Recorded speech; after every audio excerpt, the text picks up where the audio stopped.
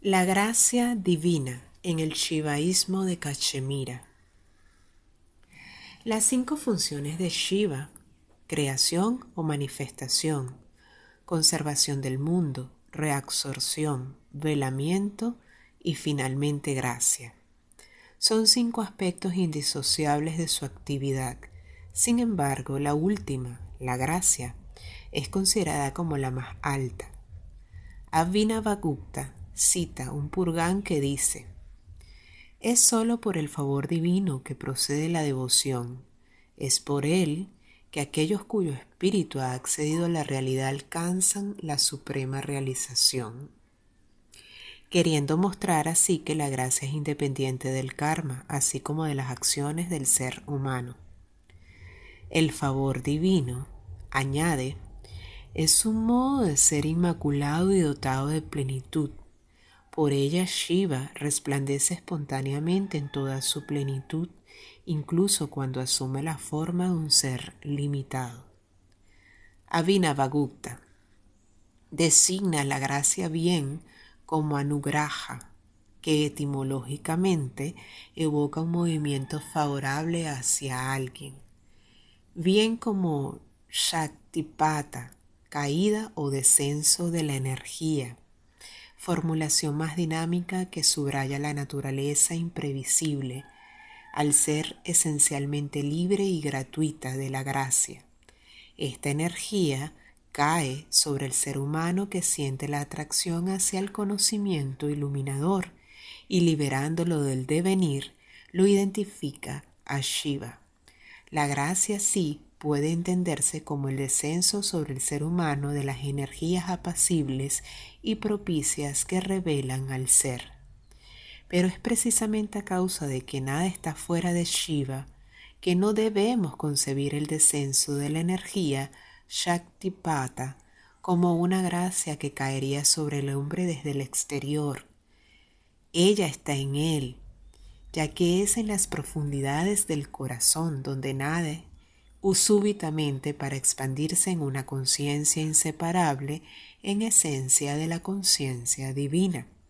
Para citar el Tantraloka, dice: Dios, esencialmente luminoso, teniendo como naturaleza la libre conciencia, esconde a modo de juego su propio sí mismo y se vuelve un ser individual bajo formas múltiples. Libremente se esclaviza a sí mismo con actos hechos de pensamiento dualizante y de construcciones mentales. Pero es tan potente la libertad de Dios que, como se ha dicho, es igualmente Él quien, ligado a la forma limitada que Él asume, toca de nuevo su propia esencia y la revela en toda su pureza. Tantra 13, del versículo 7 al 105. Diversos tipos de gracia. Gratuita e incondicionada. La gracia de Shiva puede, sin embargo, manifestarse de maneras diferentes y con una intensidad más o menos grande. Abhinavagupta distingue así, según los efectos que suscita, 3 grados principales de gracia: intensa, media y débil. Cada grado se divide a su vez en 3, surgiendo entonces 9 tipos de gracia. Muy intensa, moderadamente intensa, intensa pero suave, medianamente intensa, medianamente media, mediana suave, débil fuerte, débil media, muy débil. La gracia muy intensa confiere espontáneamente la liberación. El momento en el que esta gracia aparece no depende más que de ella y no del esfuerzo humano. Sin duda, la energía divina está siempre presente en el hombre, pero es solo Shiva quien decide el instante en el que ella se desvela. Es de esta forma suprema de gracia de la que trata la novia, Anupaya, que no concierne más que a aquellos que no aspiran a nada, ni siquiera a la liberación, y que por lo tanto no han recurrido a ningún medio. La gracia moderadamente intensa.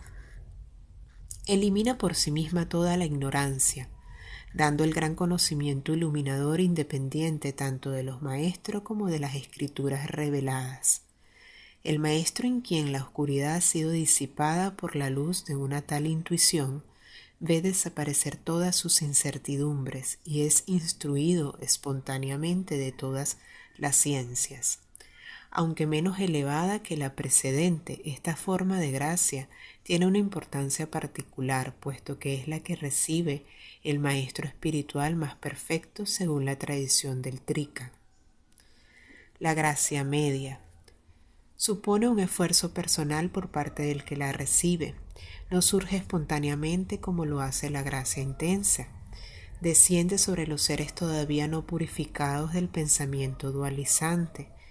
Aquel que se beneficia de ella, aun habiendo recibido la iniciación, no tiene todavía la convicción profundamente vivenciada de su identidad con Shiva, y esta convicción no llegará más que a la muerte del cuerpo. Si esta gracia es medianamente media, el que la tiene solo después de haber gozado duramente su vida presente de las experiencias y placeres del mundo, se identificará con Shiva tras la muerte. Aquel que recibe una gracia mediana suave llegará a la identificación tras pasar por múltiples estados del ser. En cuanto a la gracia débil, sus 3 grados corresponden a un deseo de gozo que crece según sea intensa, media o débil. En todos los casos es por el medio de ritos y prácticas como aquel que la recoge se identificará finalmente con Shiva, lo cual no se producirá más que tras múltiples renacimientos en sucesivos estados. Es la gracia más intensa, en la que no hay nada que hacer más que dejarla actuar sin que se pueda hablar verdaderamente de vía, la que menciona primero el Tantraloka. Le siguen después el impulso espiritual, después los esfuerzos intelectuales, después los esfuerzos mentales y finalmente los esfuerzos rituales y corporales, necesarios para alcanzar la absorción en la divinidad. Esfuerzos cada vez mayores y más numerosos a medida que uno se aleja del principio y que la gracia es más débil. Se puede decir que la realización espiritual en su integralidad está ligada a la gracia. Esta determina la vía recorrida, el maestro encontrado, la iniciación recibida e incluso el sistema religioso al cual está unida la fe del aspirante. Una gracia intensa corresponde a una vía sin gradación y la iluminación puede producirse en cualquier etapa. La gracia menos intensa determina vías menos altas, progresivas, de las que hay que recorrer las etapas esperando a que fulgure la intuición iluminadora, la cual aparecerá a un estadio más o menos avanzado de la vía según el grado de favor divino. Es a la intensidad de la gracia a lo que obedece la progresión de los seres en los niveles del cosmos. Según su intensidad, ellos quedan en el plano de Maya o se elevan a niveles más altos. El plano de la naturaleza, Prakriti, o el del espíritu original, Purusha, o más arriba todavía, a los planos de la manifestación pura, donde liberados de los lazos del karma gracias al conocimiento alcanzarán a Shiva. En la medida en la que solo la potencia del Señor encamina al ser humano hacia Shiva, los ritos cuyo papel es el de abrir o marcar la vía hacia la salvación, dependen ellos también de la gracia. Los diferentes grados de iniciación shivaíta y sus diversas formas también dependen de ella. Es así como el iniciado shivaíta ordinario regular, el Samayin, va caminando progresivamente hacia Shiva, mientras que el hijo espiritual, el Putraka, accede rápidamente o inmediatamente a los planos más elevados, mientras que el Sadaka puede llegar rápidamente o lentamente. Es en función de la gracia que se recorrerán más o menos rápidamente las etapas iniciáticas o que se llegará directamente al estado maestro iluminado. La omnipresencia de Shiva, el hecho de que en última verdad Él sea el único actor en este mundo, explica que la gracia esté operando por todas partes y que solo de ella dependa la liberación. Esta concepción, que correría el riesgo en otras perspectivas de hacer del ser humano un juguete pasivo de la omnipotencia divina, no desemboca en nada así dentro del no dualismo shivaíta, sino que por el contrario desemboca en la afirmación más radical de la libertad. Para Vinavagupta, en efecto, Shiva está en el centro de la realidad humana, puesto que es la conciencia la que, velándose libremente, se transforma sin que en ella misma nada cambie. En la multiplicidad de las conciencias que por ello tienen por su naturaleza misma parte total en su vida y en su plenitud. La quíntuple actividad de Shiva, emisión, mantenimiento, reabsorción, ocultamiento y gracia del universo, va entonces a reencontrarse en el plano de la conciencia humana. Esta no alcanzará la plenitud más que si se reconoce como la autora de estas actividades divinas que se despliegan constantemente en ella, en cada uno de nosotros. Es captando el sentido profundo y la naturaleza esencial de nuestros actos cómo nosotros accederemos a la conciencia última. En las 5 actividades de emisión, conservación, reabsorción, obnubilación y gracia, escribe Abhinagupta, el agente es Shiva, que es conciencia. Para el yogi convencido de que es él mismo quien en la plenitud de su libertad es el autor de la quíntuple actividad, adoración, plegaria, contemplación y yoga, están perpetuamente en acto, perpetuamente surgiente, siempre presente y vivo. Es decir, que todas las actividades yógicas, espirituales o rituales están penetradas, iluminadas por la conciencia divina e identificadas desde ese momento con esa realidad infinita. Es más, es toda la naturaleza, toda la vida de ese yogi la que está identificada con la vida divina. La liberación en esta perspectiva no consiste solamente en la emancipación de las ataduras del samsara, que incluso si es obtenida a través del conocimiento, conserva algo de negativo. La liberación aquí es plenitud, ya que se trata de realizar el sí mismo en todas sus manifestaciones. Al revelarse Shiva sin cesar de una quíntuple manera, el adepto liberado reencontrará en todas partes de su vida esta quíntuple actividad, percibiendo todo lo que hace o todo lo que le ocurre como otros tantos aspectos del juego divino, y que se despliega en la manifestación universal inefable de Shiva.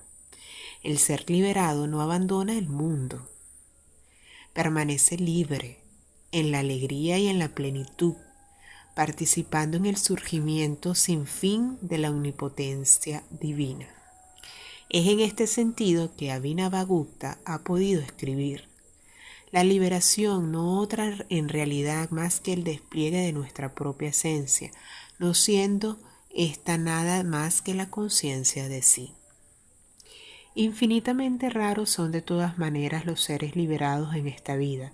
Raros también, dice Abhinavagupta, los que son tocados por una gracia suficiente para llevarles a la liberación en el momento de la muerte o en los estados siguientes.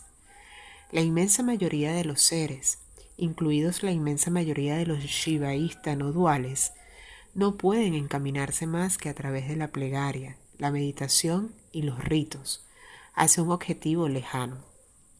Si se pone a un lado el breve capítulo 2, es para todos estos que la gracia no ha liberado inmediatamente, para los que están descritas en el Tantraloka, las vías a seguir en su diversidad. Estas vías no podemos concebirlas como caminos perfectamente trazados que uno sigue tal cual hasta llegar al objetivo designado, y de alguna manera exterior al camino, de ninguna manera es el enfoque. No son simples medios con el fin de llegar a una meta en la cual acaban. Las vías participan del objetivo al que apuntan. Son ellas ya de alguna manera el objetivo. La vía es una totalidad en la que la intuición de la plenitud de la conciencia indiferenciada, la dicotomía vía o medio, upaya, y objetivo a alcanzar, upeya, desaparecen. La distinción entre vía y objetivo, dice Abhinavagupta, es un error propio del conocimiento empírico inferior. Ciertamente, todo proyecto es tensión hacia un objetivo ya presente en el horizonte de la conciencia. El proyecto colorea, orienta la manera de estar en el mundo. Él es esta presencia en el mundo. Pero aquí, Shiva, suprema luz, está por todo y siempre evidente. Él ilumina esta vía porque Él la constituye. Todo esto no es nada más que el despliegue del Supremo Señor, dice Jairata. El mundo es una cadena, una esclavitud para el que ignora esto. Pero si se toma conciencia aquí mismo de esta realidad, uno ya está liberado. Ir hacia la liberación es en suma formar parte ya de ella.